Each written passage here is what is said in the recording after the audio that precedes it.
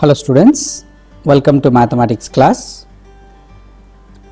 Students, this is part 5 of the chapter whole numbers. In this part 5, we will be learning a new topic called properties of whole numbers.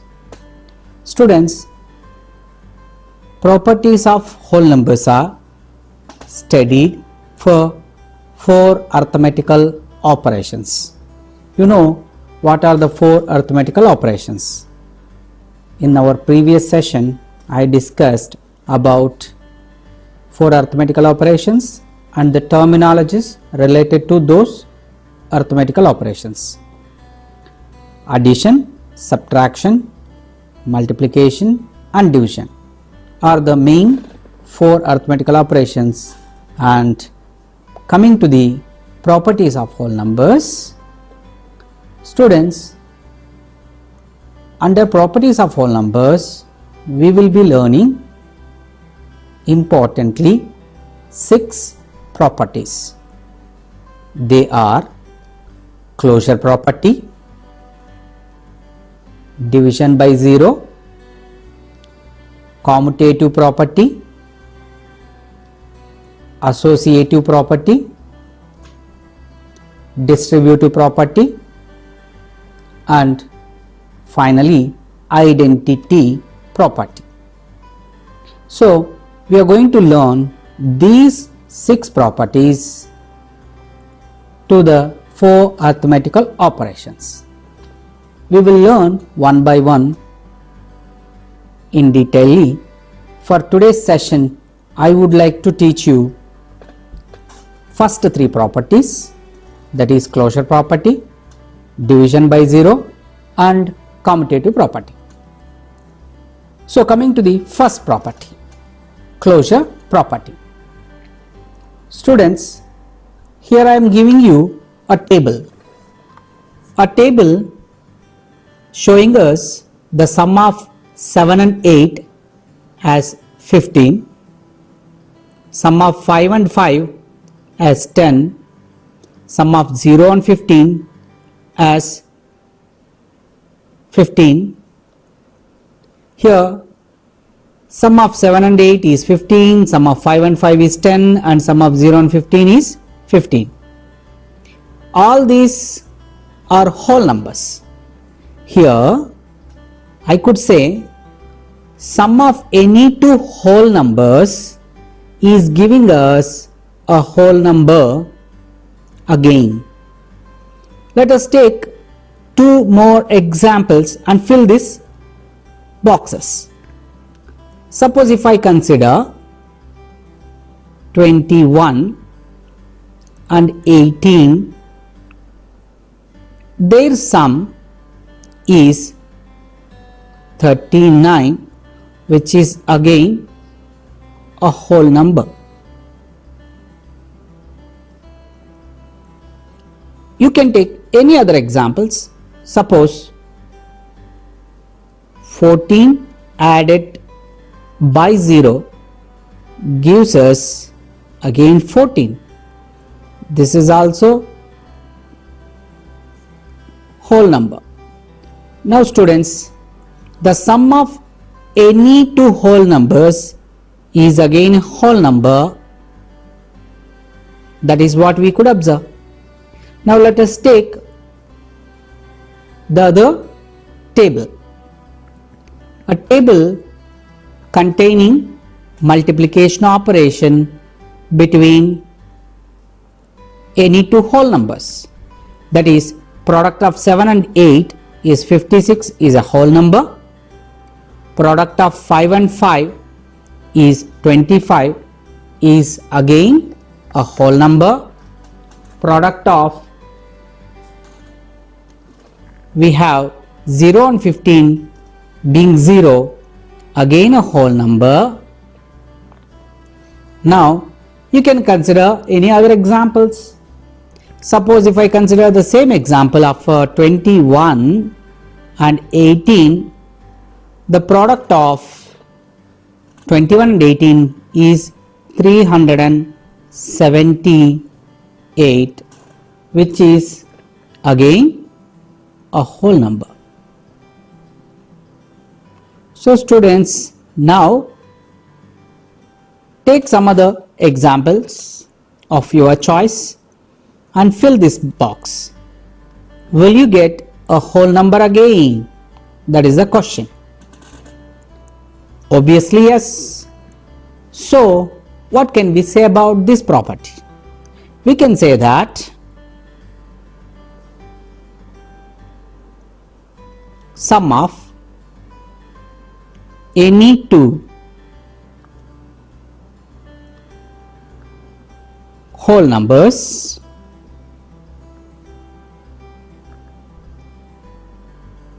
so sum of any two whole numbers is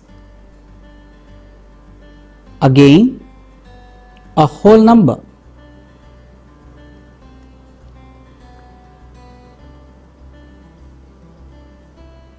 So this is one observation that we could make, and the second observation is product of any two whole numbers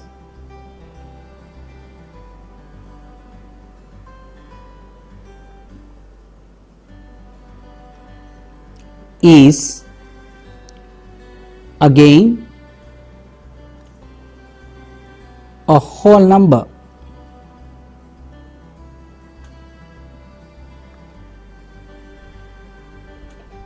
So this is what we have made an observation. So the sum of any two whole numbers and the product of any two whole numbers is again whole number. So this is what the closure property tells. So the closure property tells sum is closed or addition is closed, multiplication is closed for whole numbers, or you can say addition follows closure property,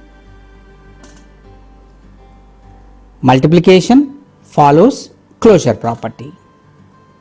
So we can conclude that whole numbers are closed under addition and multiplication because the product of any two whole numbers is again a whole number, sum of any two whole numbers is again a whole number. Now what about the rest of the other two operations? The other two operations now we will see. Here I am giving you a table containing difference between 7 and 8.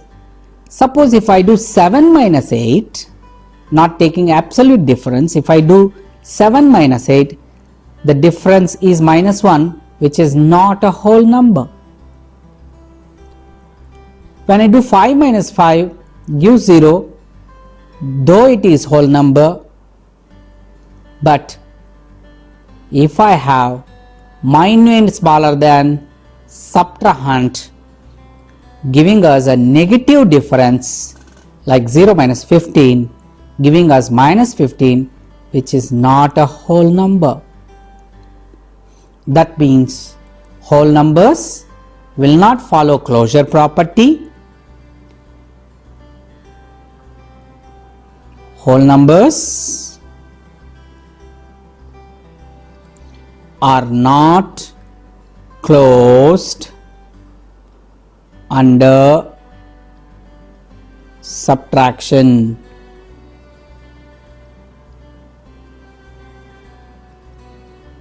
So this is what we could say, are not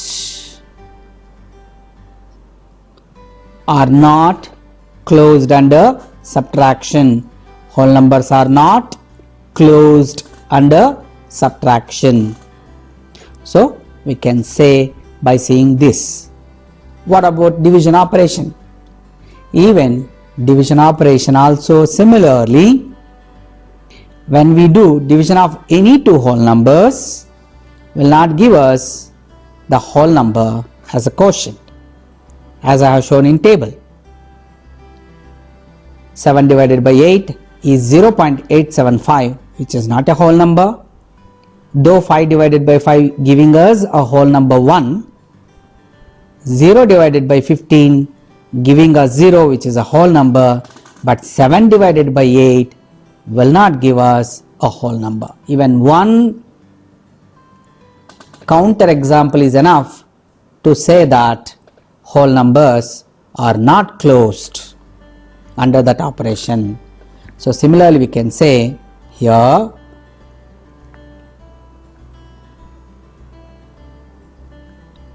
whole numbers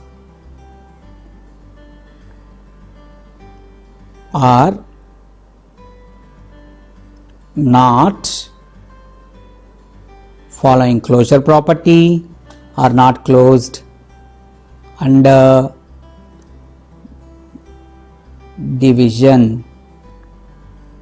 So under division also they are not closed, under subtraction also they are not closed.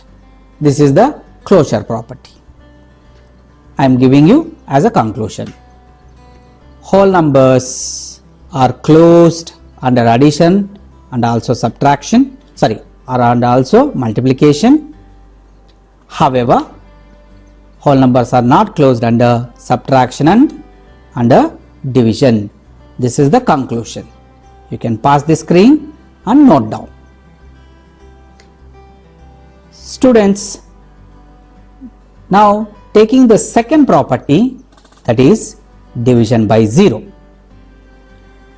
Do you know what is the division means? Students, division of a number by another number means just subtracting the divisor repeatedly. So we will discuss this with an example. Let us find 8 divided by 2. You need to do that. Now 8 minus 2 gives us 6. 6 minus 2 gives us 4. 4 minus 2 gives us 2. And 2 minus 2 gives us 0. That means we are getting division of 8 by 2 at the fourth step,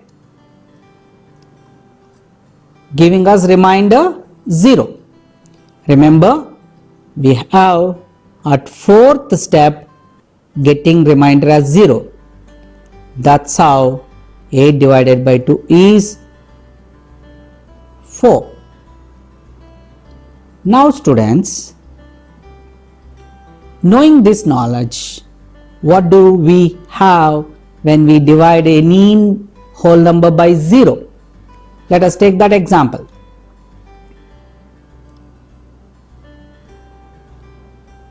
Now here 2 divided by 0, we shall do that with the same repeated subtraction. 2 minus 0 gives us 2.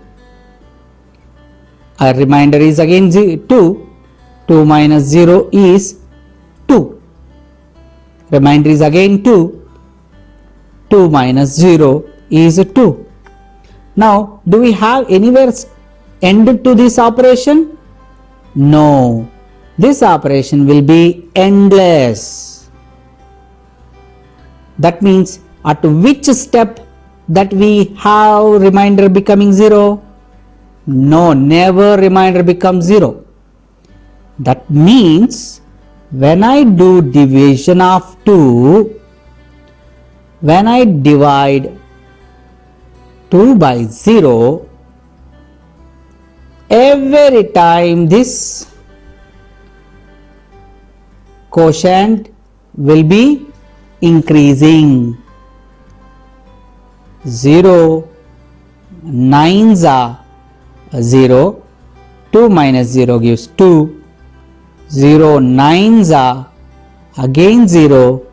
2 minus 0 gives 2, and remainder will always be as a 2 only, and quotient will be keep getting its digits increased. We could say that here at this juncture, whenever any whole number is divided by 0 is not giving exact quotient. Not giving exact quotient, for your knowledge, for your level, I say not defined. So division of a whole number by 0 is not defined. So it's a very important property. Later stages you will learn that it's a huge number, big number, or it is uncountable, or it is infinity. Infinity is shown with this symbol, infinite, infinity. So it's a huge number. Any whole number is divided by 0 gives us infinity. You will be learning in your later classes. Now coming to the third property, commutativity of addition or commutative property under addition. Now to understand this, we will recollect doing addition of any two whole numbers using number line. You have already done that in your previous sessions. Let us see the addition of 3 and 4 once again, that is 3 plus 4. So how do we do this addition? Start from 3 on a number line. Since we add 4 to this number, so we make 4 jumps of unit size to the right side. Let us do on a number line. Draw a number line, mark the points with uniform distance and label those points as whole numbers 0, 1, 2, 3, 4 and so on 10. Now we will start jumping from 3, starting from 3, 1 by 1 unit we will jump for 4 times, that is 3 to 4, 4 to 5, 5 to 6, 6 to 7. These are the 4 jumps. Now where do we have arrived? We arrived at 7. Now the answer to us is 3 plus 4 is 7. We learned this. Now students, if I interchange addends instead of 3 plus 4, if I do 4 plus 3, do I get a different answer? Now let us check that. Let us do the addition of 3 and 4 only by taking 4 as a starting point and making 3 jumps of unit size to the right side. That is 4 plus 3 we shall do on number line. We have drawn a number line, taken points with uniform distance between them, labeled those points as whole numbers 0, 1, 2, 3, 4 and so on. But we are starting now from 4, jumping for 3 unit size jumps towards right. Now 4 to 5 first jump, 5 to 6 second jump, 6 to 7 is the final jump, third jump. Now where do we have arrived at? We arrived at 7 only. That means answer to 4 plus 3 is also the same 7. Now is there any difference if I interchange these addends? That is, if I do 3 plus 4 or 4 plus 3, either of them, well, the answer is same. Yes, you could see that on a number line with this activity. Now we are going to conclude this. What do we have observed? We will write as a statement. You can add any two whole numbers in any order. Have you understood? You can add any two whole numbers in any order, either 3 plus 4 or 4 plus 3 gives the same 7. So this is our observation. Now this observation will tell us the property called commutativity of addition. So what does this commutativity of addition says? Sum of any two whole numbers, however they are added, the sum is same. So or thus whole number set follows commutative property under addition. Anyway, we will see as a statement after learning commutativity of multiplication. Here commutativity of multiplication, here commutative property under multiplication. Let us find the product of 3 and 4 using the concept of number line. Start from 0, move through units. So move 3 units at a time to the right, make such 4 moves to get the product of 3 and 4 on a number line. Drawing a number line, marking points with uniform distance and labeling them with the whole numbers 0, 1, 2, 3 and so on. From 0 to 3, first jump, 3 to 6, second jump, 6 to 9, third jump, and 9 to 12, the final jump. So the product is 12 where we have arrived. Now students, if I interchange these multiplicants, do I have any different answer? That is what we are going to see. That is doing 4 into 3. How do we do 4 into 3? Now we will start from 0 only, but now we will take a leap of 4 units or a jump or a move of 4 units at a time. But how many such jumps we will do? We will do it for 3 times. Okay. So drawing a number line, marking points on it with uniform distance, labeling them with the whole number 0 to 12. Now first move is 0 to 4, second move is 4 to 8, and final move is 8 to 12, and we arrived at the same answer, that is 4 into 3 is also the same 12. Now what have you observed? What can you say that? Students, from this observation we can say, how we said for addition, you can multiply two whole numbers in any order. So this is what our observation. So this is going to be a property called commutativity of multiplication, which tells us the product of any two whole numbers, however they are done, in whichever the order that they have done, remains same. Therefore multiplication follows commutativity. That's what commutativity, whole numbers follows commutativity under multiplication. Let us see the conclusion. You can add any two whole numbers in any order. You can multiply two whole numbers in any order. Thus we say that addition and multiplication are commutative for whole numbers. Okay. So in detail you will be learning in your next chapter called integers also these properties. So whole number set follows commutative property under addition and under multiplication. That is what the way also we can tell this property. However, subtraction and division are not commutative for whole numbers. Why?